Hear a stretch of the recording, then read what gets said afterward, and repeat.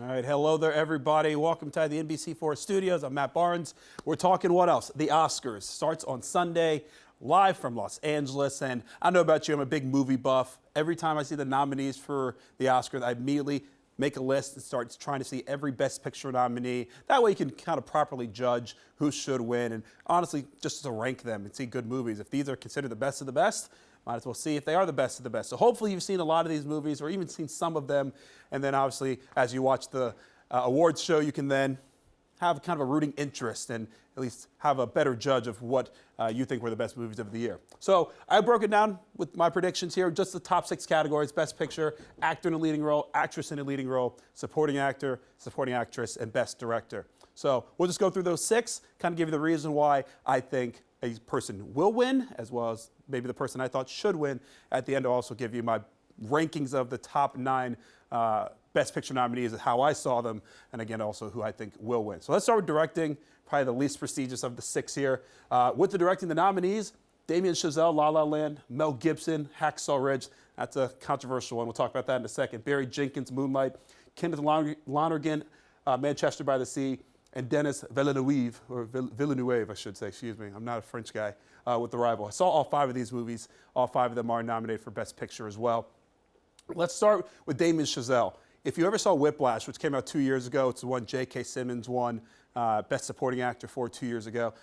What a movie. I thought he deserved it then. He was only 30 years old then. He's 32 now. If he wins, he'd become the youngest Best Director winner in Oscars history. So 32 years old to put on a production like La La Land, incredibly impressive. Mel Gibson, kind of a comeback story for him. Obviously, he's had some run-ins with Hollywood. He's kind of had his share of controversy. So to see him not only get nominated, but kind of put on a movie like this, really good to see. Some people say he's a dark horse to win it just because of the redemption story. We'll see. Barry Jenkins, another dark horse to win this. Moonlight, if you don't know, was on $1.5 million budget. That's it.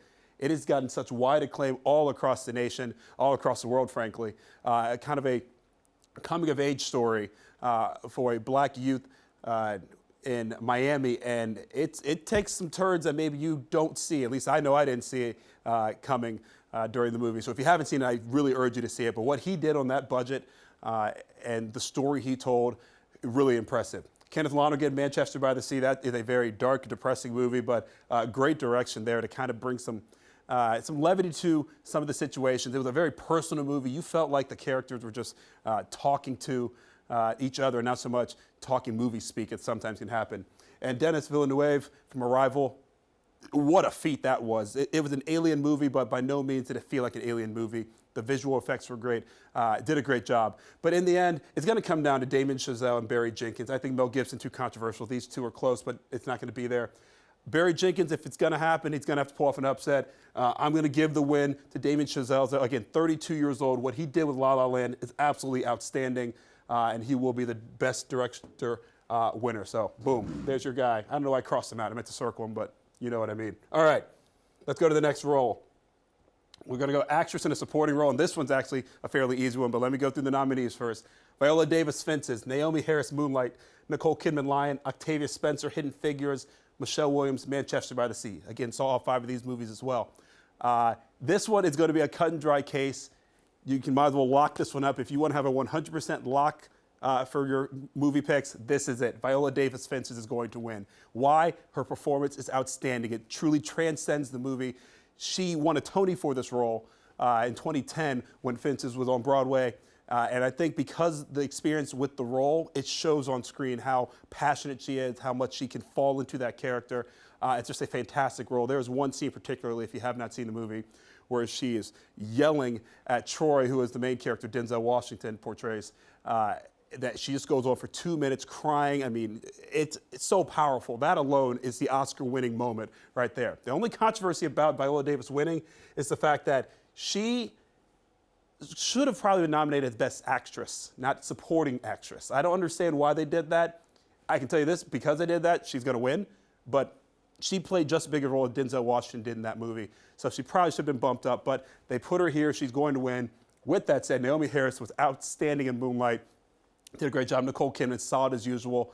in Lion. Octavia Spencer, I thought was great, but honestly, I thought all three actresses, the main actresses in Hidden Figures were great. Taraji P. Henson and Janelle Monáe.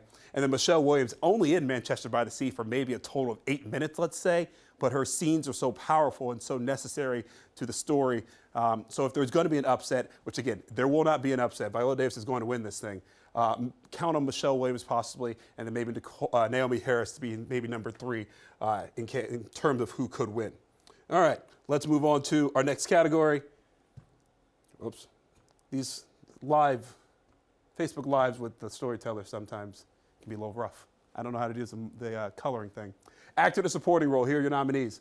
Mahershala Ali from Moonlight, Jeff Bridges, Hell or High Water, Lucas Hedges, Manchester by the Sea, Dev Patel, Lion, and Michael Shannon, Nocturnal Animals. Already off the bat, I can tell you, I did not see this movie. I only saw the Best Picture nominees, so Nocturnal Animals, haven't seen, but heard good things about Michael Shannon in that film. Apparently it's a film that maybe not as great as others, probably why it wasn't a Best Picture nominee, but every scene he was in, he stole, so kudos to him. But I did see these 4.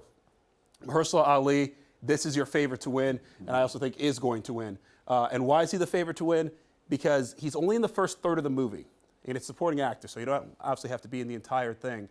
But the scenes he's in are so good, and then even though he's gone in the movie after the first third of it, his character lives on through the other characters. His aura never goes away.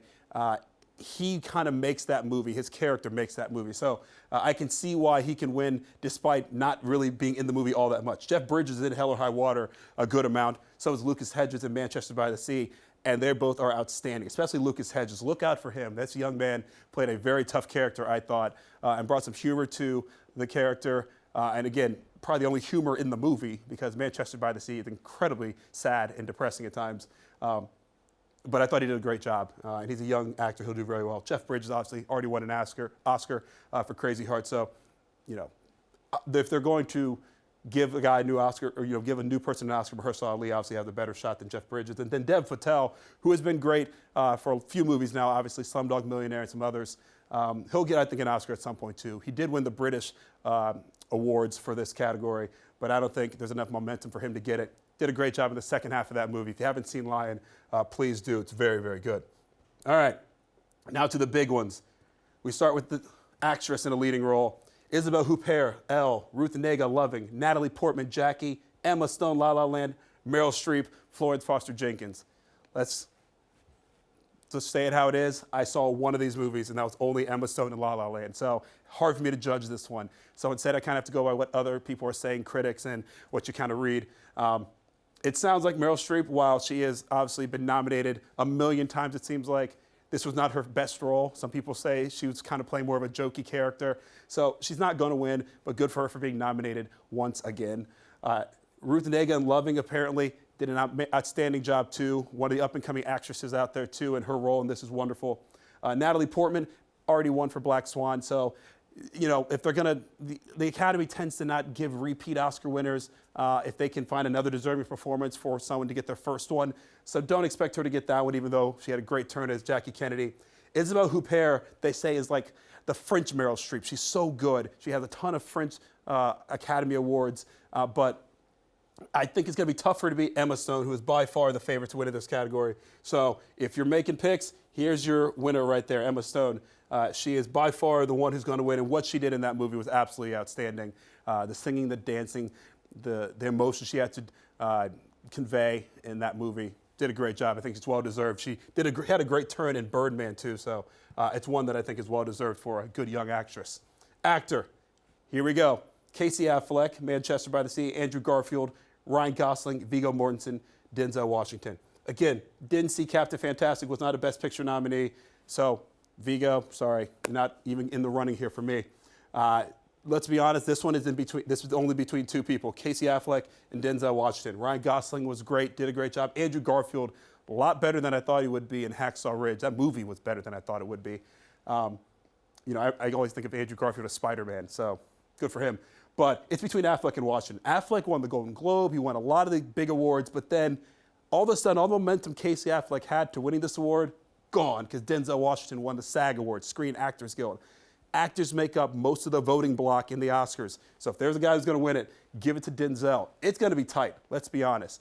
Actors love Denzel. He's revered in the Hollywood community. Casey Affleck, the problem for him, he has those sexual harassment claims back in 6, 7, 8 years ago.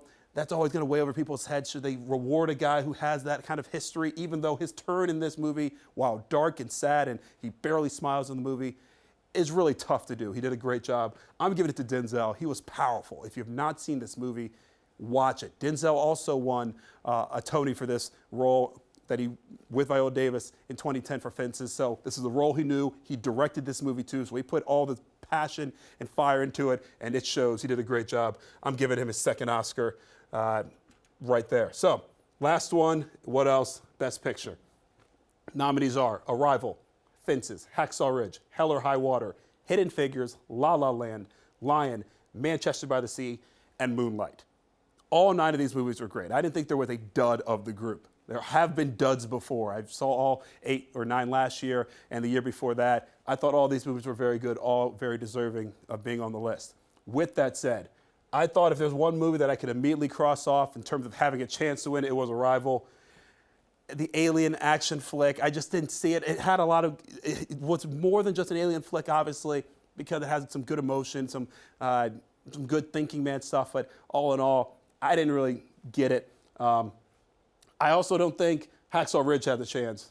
Give Mel Gibson a lot of credit. It's a very, very good movie, but I just don't think he has enough momentum, and I think he's going to take a few more years for him to get a Best Picture nod after all the controversy that went with him. The rest of these movies I would give, honestly, the award to if I had the chance, but I'm going in order here. So Arrival was my 9th favorite movie. Hacksaw Ridge was my 8th favorite. 7th favorite was Manchester by the Sea. Just so sad. It was just so sad. If you haven't seen it, see it, but make sure you're already kind of having a sad day. Because if you're having a great day, and you go see the movie, you're going to feel real sad real quick. But it is a really powerful movie, so good job. Fences was my 6th favorite movie, and it's a really, really good movie. The only problem being that it feels like a play.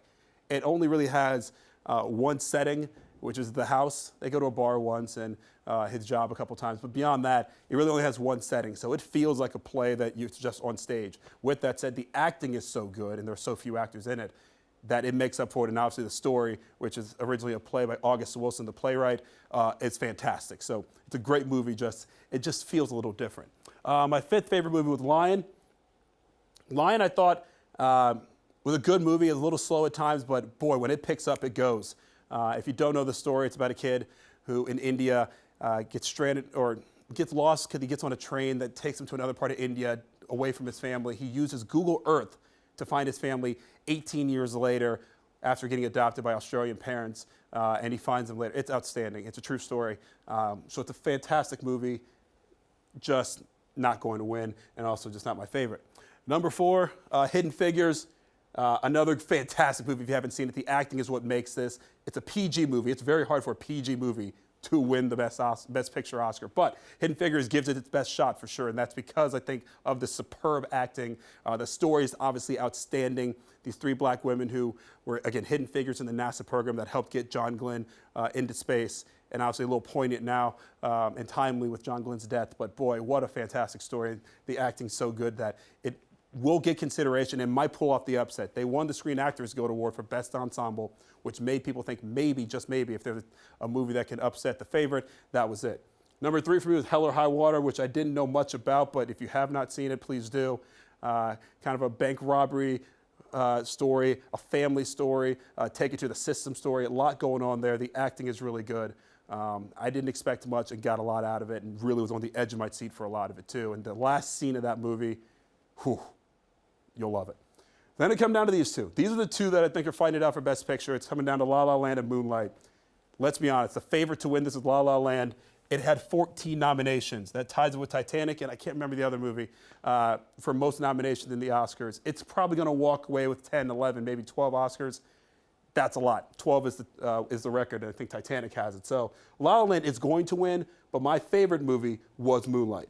And it's tight, but Moonlight is just such a different movie that I think it deserves the Best Picture nominee, again, with that budget, with the acting, with that directing, and then it just affects you more. But let's be honest, Hollywood loves Hollywood. Hollywood loves movies about movies. So that's why La La Land is probably going to win. And you know what? That's just how it is. So what do you think? Let me know in the comments. I'll be looking all day long as well as all weekend long about what you have to think about your favorite movies, who you think is going to win. On Sunday on my Twitter, I will be telling you my predictions, who I think is going to win, and my reactions to the show, including award speeches and things like that. I will list all 24 of my predictions in every category on my Facebook page as well. So let me know what you think. Beyond that, hope you can check out some of these movies if you have not seen them before the show, and even after the show, make sure you check them out because that's why these are the best of the best in 2016. All right, that's it for now. Thank you for watching and enjoy the movies.